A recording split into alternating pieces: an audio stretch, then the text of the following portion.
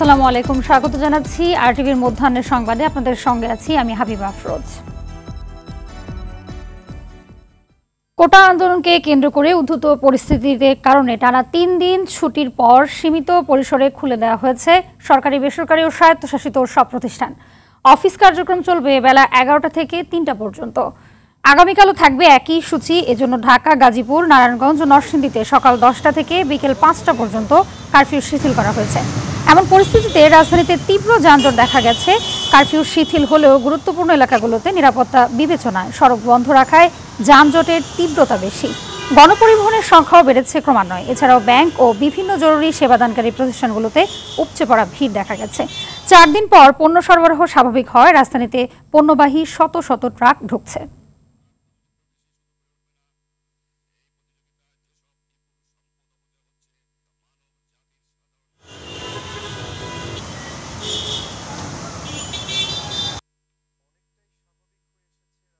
দর্শক, অফিস চালুর পর রাজধানীর সার্বিক চিত্র জানাতে কারণবাজার এলাকা থেকে সরাসরি যোগ দিচ্ছেন সহকর্মী বিপুল দেব রায়। বিপুল, জানাবেন যে কারফিউ শিথিলের পর রাজধানীর সার্বিক চিত্র কেমন দেখছেন? হাবিবা, আপনার মাধ্যমে জানিয়ে দিতে চাই, আজকে সকাল থেকে কিন্তু বিশেষ করে সকাল 10টা থেকে বিকাল 5টা পর্যন্ত কিন্তু কারফিউ শিথিল করা হয়েছে। এই শিথিল সময়ে কিন্তু আমরা দেখতে পেয়েছি রাজধানীর প্রতিটা সড়কে কিন্তু যানবাহনের চাপ বেড়েছে। সে সাথে সাধারণ মানুষ যারা বিভিন্ন কর্মস্থলে যাওয়ার যারা রয়েছেন তারাও কিন্তু আমরা চোখে পড়েছে তাদেরকে। আপনাকে আরেকটি বিষয় জানিতে চাই, সেটা হচ্ছে আজকে সকাল 11টা থেকে বিকাল 3টা পর্যন্ত যে সরকারি চাকরি সেটা আজকে কিন্তু খোলা রাখা হয়েছে। এবং এই খোলা রাখার কারণে কিন্তু আমরা দেখেছি রাজধানীর যে সড়কগুলো রয়েছে প্রতিটা সড়কে কিন্তু যানবাহনের বেশ চাপ বেড়েছে। সে সাথে গত কয়েকদিন ধরে যে যাত্রীবাহী যে পরিবহন বন্ধ ছিল সেই পরিবহনগুলো কিন্তু আবার রাস্তায় আমরা দেখতে পেয়েছি। এবং সেই সাথে মানুষের যে জরুরি প্রয়োজনের যে কাজকর্ম রয়েছে সেগুলো কিন্তু সাথে কিন্তু মানুষ কিন্তু বের হয়েছে। আমরা এখানকার সাধারণ মানুষের সাথে কথা বলছি, তারা বলেছেন যে আসলে গত কয়েকদিন যে উৎকণ্ঠাটা ছিল সেটা অনেকটাই কেটে গেছে এবং সরকারের আশ্বস্তের ফলে কিন্তু তারা কিন্তু নির্বিঘ্নে এখন তাদের বিভিন্ন জরুরি কাজকর্ম করার জন্য কিন্তু বের হয়েছেন। এবং সেই সাথে তারা বলছেন যে এই পরিস্থিতিটা যাতে আরও স্বাভাবিক হয় এবং অন্যান্য দিনের মতো যাতে এটি বজায় থাকে সেটিও যাতে সরকার করতে পারে সেটা তারা আশাবাদী। এবং সরকারের প্রতিও তারা বলেছেন যে যে ঘটনাগুলো ঘটেছে তার যাতে পুনরাবৃত্তি না হয় এবং সেই সাথে তারা যাতে আবারও সাধারণ মানুষ যাতে স্বাচ্ছন্দ্যে তাদের চলাফেরা করতে পারে তারা এমনটা জানিয়েছেন। পাশাপাশি আমরা এখানে যারা আজকে আইনশৃঙ্খলা বাহিনী রয়েছে তাদের সাথেও কথা বলার সুযোগ হয়েছে। তারাও বলছেন যে অন্যান্য দিনের তুলনায় কিন্তু আজকে যে কারফিউ যে শিথিল রাখা হয়েছে সে শিথিল সময়ে কিন্তু সাধারণ মানুষ কিন্তু বেড়েছে এবং তারা বলছেন যে জননিরাপত্তার জন্য যা যা ব্যবস্থা করা প্রয়োজন সব কিছু করা হয়েছে। আপনার মধ্যে জানিয়ে দিতে চাই, গত 19শে জুলাই কিন্তু রাত 12টা থেকে কারফিউ জারি করা হয়। সেই সময় থেকে কিন্তু একটা নির্দিষ্ট সময়ে কারফিউ সময় শিথিল করা হলো কিন্তু সেখানে সেই সব জায়গায় কিন্তু সাধারণ মানুষ বের হয়েছিল, তবে এখন সেটা স্বাভাবিক পর্যায়ে থাকার ফলে কিন্তু এখন বৃদ্ধি পেয়েছে। পাশাপাশি আপনাদেরকে যেটা দেখাতে চাই যে সড়কে যে বাসগুলো রয়েছে সেগুলো কিন্তু উপচে পড়া ভিড় রয়েছে। কিন্তু আমরা দেখতে পাচ্ছি সড়কে যে যানবাহন রয়েছে সেই যানবাহনের পাশাপাশি কিন্তু এইখানে প্রাইভেট ব্যক্তিগত যে গাড়িগুলো সেগুলো চলাচল করছে। পাশাপাশি অর্থাৎ যে পরিস্থিতিটা উদ্ভূত পরিস্থিতি তৈরি হয়েছিল শিক্ষার্থীদের দাবি কিন্তু বাস্তবায়ন হওয়ার পরে, প্রজ্ঞাপন জারি হওয়ার পরে কিন্তু জনমনে অনেকটাই স্বস্তি এসেছে এবং সরকারের পক্ষ থেকে যে বলা হচ্ছিল যে সহিংসতা করা হয়েছে সেই সহিংসতাগুলো কঠোর হতে দমন করা হবে এবং পরিবেশ যখন স্বাভাবিক হবে সর্বসাধারণের জন্য আবার কিন্তু খুলে দেওয়া হবে সার্বিক পরিস্থিতি। সেই সাথে সরকারের পক্ষ থেকে এটাও বলা হয়েছে যে পরিস্থিতি যত উন্নতির দিকে যাবে ততই কিন্তু এই কারফিউর সময়টা কিন্তু ধীরে ধীরে শিথিল করা হবে এবং এক পর্যায়ে কিন্তু এই কারফিউ নাও থাকতে পারে এমনটাই জানিয়েছেন। সেই সাথে এখানে যারা জনসাধারণ রয়েছে তারাও এমনটাই মনে করছেন যে পরিস্থিতি অনেকটাই স্বাভাবিক রয়েছে এবং সাধারণ মানুষের আজকে বিশেষ করে ভোগান্তি অন্যান্য দিনের মতো রাজধানীতে যে যানজট সৃষ্টি হয় তা কিন্তু লক্ষ্য দেখা গেছে। তারাও বলছেন যে অন্যান্য দিনের যে যানজট তবে তার চেয়ে একটু বেশি, কারণ অনেক দিন ধরে কিন্তু বিগত কয়েকদিন ধরে গাড়ি ঘোড়া না চলাচলের কারণে সাধারণ মানুষ বের হতে পারে নাই। সেই ক্ষেত্রে দেখা যাচ্ছে আজকে একটা যে সময় পেয়েছে এই সময়ের মধ্যে মধ্যে কিন্তু সাধারণ মানুষ কিন্তু বের হয়েছে। সেজন্য অন্যান্য দিনের তুলনায় কিন্তু গাড়ির চাপ অনেকটাই বের হয়েছে এবং পাশাপাশি এখানে যারা আজকে সকাল 11টা থেকে অফিসগামী যে যারা রয়েছেন চাকুরিজীবী তাদের সাথে কথা হয়েছে, তারা বলছেন যে আজকে কিন্তু বিশাল ব্যাগ পেতে হচ্ছে যানজটের কারণে তাদের কর্মস্থলে পৌঁছানোর জন্য। তারা বলছেন যে আসলে আজকে অল্প সময়ের জন্য কর্মস্থলে রাখা হলেও তারা আজকে স্বাচ্ছন্দ্যভাবে তাদের অফিসে যাতায়াত করতে পারছে, তবে ভোগান্তি পড়েছে শুধু যানজটের কারণে এবং এই যানজটটি আস্তে আস্তে আরও নিরসন হবে যদি স্বাভাবিক পরিস্থিতি হয়ে ওঠে। আসলে রাজধানী জুড়ে যে বিষয়টি একটি পরিলক্ষিত হয়েছে যে আসলে কয়েকদিন যাবৎ যে মানুষের যে অস্বস্তিকর একটা পরিস্থিতি তৈরি হয়েছিল সেটি অনেকটাই কেটে গেছে এবং আমরা দেখতে পাচ্ছি সাধারণ মানুষ কিন্তু তাদের উৎফুল্লভাবে তাদের কাজকর্মগুলো করে যাচ্ছে এবং বলা হচ্ছে যে এই পরিস্থিতি আরও উন্নতি হবে, সেই সাথে যখন এই কারফিউ শিথিল করা হবে তারা কিন্তু আরও তাদের কাজকর্মে তারা করে যেতে পারবে। আসলে রাজধানী জুড়ের যে আমরা যে সচিত্র দেখেছি এবং রাজধানীর যে বিভিন্ন এলাকাগুলো আমরা ঘুরে দেখেছি, আচ্ছা প্রত্যেকটা জায়গায় কিন্তু সাধারণ মানুষের চলাচল বেড়েছে এবং সেই সাথে যানবাহনের যে উপস্থিতি সেটা চোখে পড়ার মতো, অর্থাৎ বলা যায় কিন্তু তীব্র একটা যানজট সৃষ্টি হয়েছে এবং সেই সাথে মানুষের যে চলাফেরা সেটা অনেকটাই বেড়েছে। হাবিবা, এই ছিল আমার কাছে সর্বশেষ তথ্য। ধন্যবাদ আপনাকে। এতক্ষণ কারণবাজার এলাকা থেকে জানাচ্ছিলেন বিপুল দেব রায়। পরিস্থিতি স্বাভাবিক হয়ে আসছে দেশ জুড়ে। সকাল 9টা থেকে 6টা পর্যন্ত কারফিউ শিথিল করা হয়েছে চট্টগ্রামে। এতে চলাচল করছে গণপরিবহন, মানুষের চলাচল বেড়েছে মহানগরীর বিভিন্ন স্থানে। অফিস আদালত দোকানপাট খোলা হয়েছে, ব্যাংকে ভিড় করছেন গ্রাহকরা।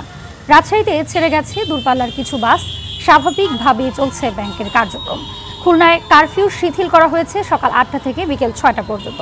এতে চলাচল বেড়েছে গণপরিবহনের, খোলা রয়েছে দোকানপাট, অফিস আদালত। রংপুরে মাঠে টহল দিচ্ছে সেনাবাহিনী, পুলিশ ও র্যাব।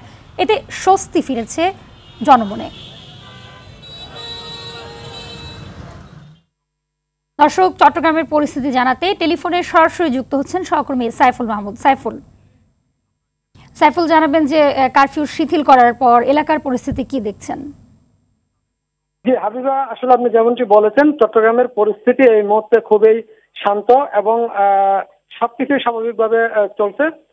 চট্টগ্রামে কারফিউ সকাল 9টা থেকে সন্ধ্যা 6টা পর্যন্ত শিথিল করা হয়েছে। এই জন্য আসলে জীবনযাত্রা স্বাভাবিকভাবে চলাচল করছে এবং একই সাথে চট্টগ্রাম বন্দরের পণ্য উঠানামা স্বাভাবিকভাবে করছে।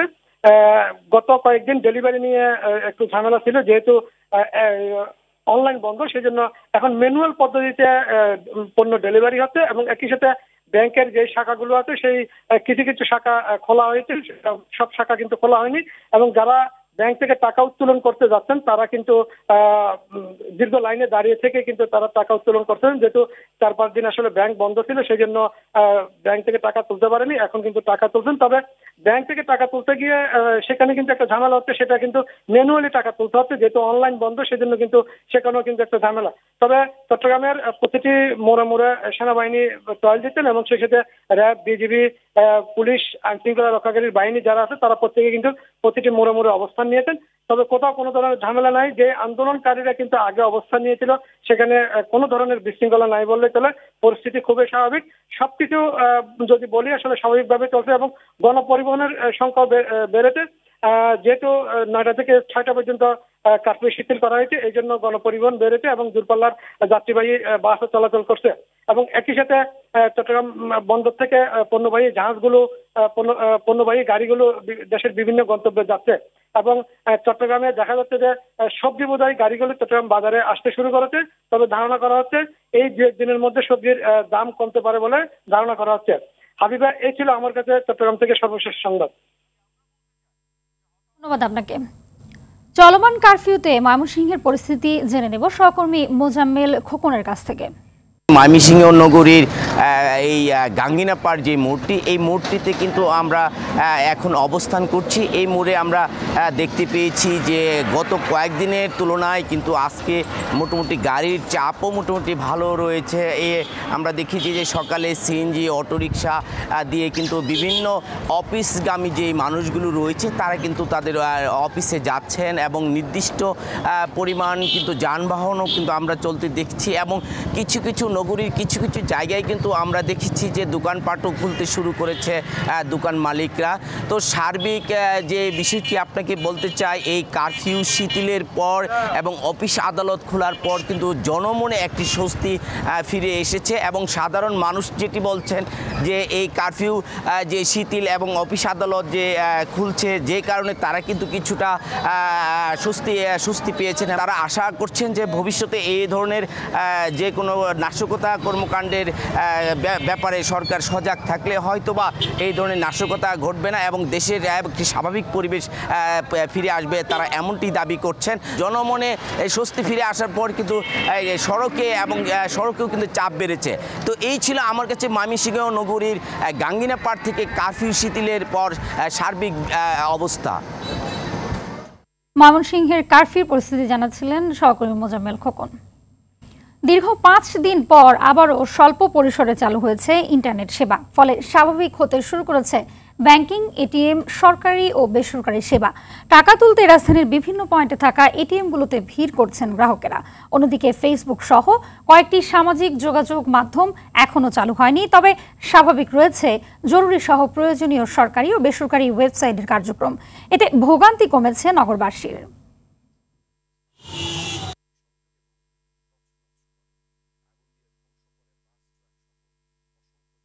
6 দিনের একটা ঝামেলা গেছে।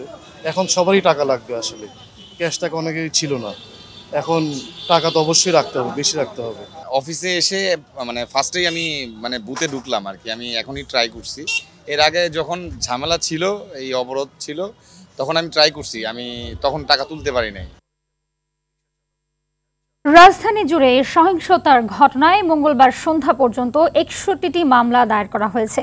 এসব মামলায় 1348 জনকে গ্রেপ্তার করেছে আইনশৃঙ্খলা বাহিনী। এর মধ্যে ঢাকা মেট্রোপলিটন পুলিশ গ্রেপ্তার করেছে 1172 জনকে। এর বাইরে র্যাব গ্রেপ্তার করেছে 176 জনকে। এছাড়াও দেশের বিভিন্ন স্থানে আরও 43টি মামলায় 519 জনকে গ্রেপ্তারের খবর পাওয়া গেছে। তবে সারা দেশে এখন কতজন পর্যন্ত গ্রেপ্তার হয়েছে বা কতটি মামলা হয়েছে সে ব্যাপারে পুলিশ সদর দপ্তর নিশ্চিত করে কিছুই বলতে পারেনি।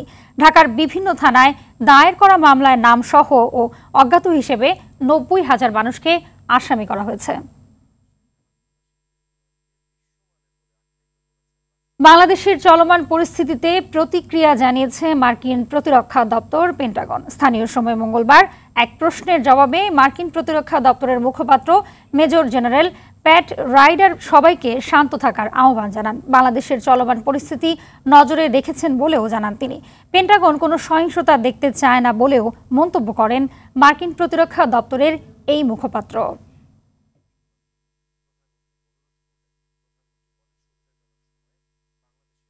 জানাবো আন্তর্জাতিক সংবাদ। যুক্তরাষ্ট্রের আসন্ন প্রেসিডেন্ট নির্বাচনে ক্ষমতাসীন ডেমোক্রেটিক দলের প্রার্থী হওয়ার পথে আরও এগিয়ে গেলেন কমলা হ্যারিস। স্থানীয় সময়ে সোমবার ডেমোক্রেটিক দলের প্রতিনিধিদের অধিকাংশই কমলা হ্যারিসের পক্ষে দাঁড়িয়েছেন, যাদের ভোটে দলের প্রার্থী নির্বাচিত হবেন কমলা।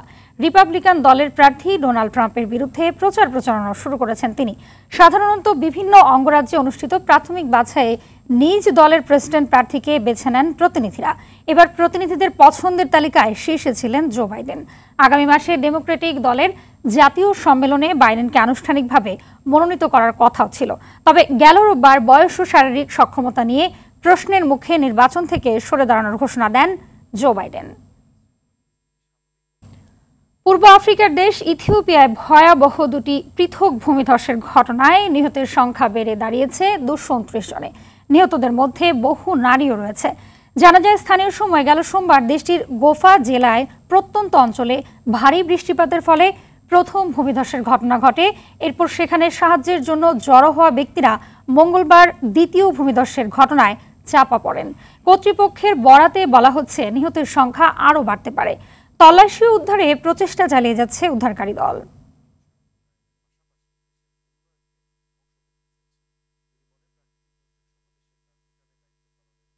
জানাবো খেলার খবর। সেমিফাইনাল নিশ্চিত করতে নারী টি-20 এশিয়া কাপের গ্রুপ পর্বে নিজেদের শেষ ম্যাচে আজ মালয়েশিয়ার মুখোমুখি হবে বাংলাদেশ। শ্রীলঙ্কার রাঙ্গিনী ডাম্বুলা আন্তর্জাতিক স্টেডিয়ামে ম্যাচটি শুরু হবে বাংলাদেশ সময় দুপুর 2:30টায়। শ্রীলঙ্কার বিপক্ষে হার নিয়ে নারী এশিয়া কাপ আসর শুরু করে নিগার সুলতানা বাহিনী। এরপর বি গ্রুপে নিজেদের দ্বিতীয় ম্যাচে থাইল্যান্ডকে হারিয়ে সেরা 4-এর স্বপ্ন বাঁচিয়ে রাখে টাইগ্রেসরা। গ্রুপের শেষ ম্যাচে মালয়েশিয়ার বিপক্ষে জয়ের ছন্দ ধরে রাখতে পারলেই সেরা 4-এর টিকিট কাটবে বাংলাদেশ। জানাবো ফুটবল। ফিফা আন্তর্জাতিক প্রীতি ম্যাচে আজ ভুটানের মুখোমুখি হবে বাংলাদেশ। ভুটানের রাজধানী থিম্পুর চাং লামিথাং স্টেডিয়ামে ম্যাচটি শুরু হবে বাংলাদেশ সময় সন্ধ্যা 7টায়। এই ম্যাচ দিয়ে আসন্ন নারী সাফ চ্যাম্পিয়নশিপের প্রস্তুতি শুরু করতে চায় সাবিনা মাসুরারা। সবশেষ সাফ আসরের চ্যাম্পিয়ন বাংলাদেশ এবারের আসরে শিরোপা ধরে রাখার মিশনে তাদের প্রস্তুতির একমাত্র ভরসা ভুটানের বিপক্ষে দুটি প্রস্তুতি ম্যাচ। আজও 27 জুলাই ম্যাচ দুটি অনুষ্ঠিত হবে। এর আগে মুখোমুখি দুই দেখায় সমান একটি করে জয় পেয়েছে দুই দল। আর্জেন্টিনার ম্যাচ দিয়ে আজ থেকে শুরু হচ্ছে অলিম্পিকের ফুটবল আসর। ট্রেবল জয়ী আলবি সেলেস্তারা স্বর্ণ জয়ের লড়াইয়ে বি গ্রুপের প্রথম ম্যাচে মরক্কোর মুখোমুখি হবে। প্যারিসের স্টেড জিওফ্রয় গুইচার্ডে ম্যাচটি শুরু হবে বাংলাদেশ সময় সন্ধ্যা 7টায়। জাতীয় দলের অভিজ্ঞ ও তরুণ কিছু ফুটবলার নিয়ে গঠিত আর্জেন্টাইন দল অলিম্পিক আসরটা নিজেদের করার ব্যাপারে আশাবাদী। আসরের প্রথম ম্যাচটা তাই জয় নিয়ে শুরু করতে চায় হাভিয়ের মারেনাচোর বাহিনী।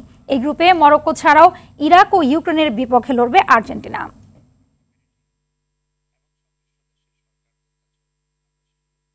মধ্যাহ্নের সংবাদ এ পর্যন্তই। সবশেষ সংবাদ জানতে যেকোনো মোবাইল ফোন থেকে 2414 নাম্বার ডায়াল করুন। দুপুরের সংবাদ 2:30টায় দেখার আমন্ত্রণ রইল। ধন্যবাদ সবাইকে।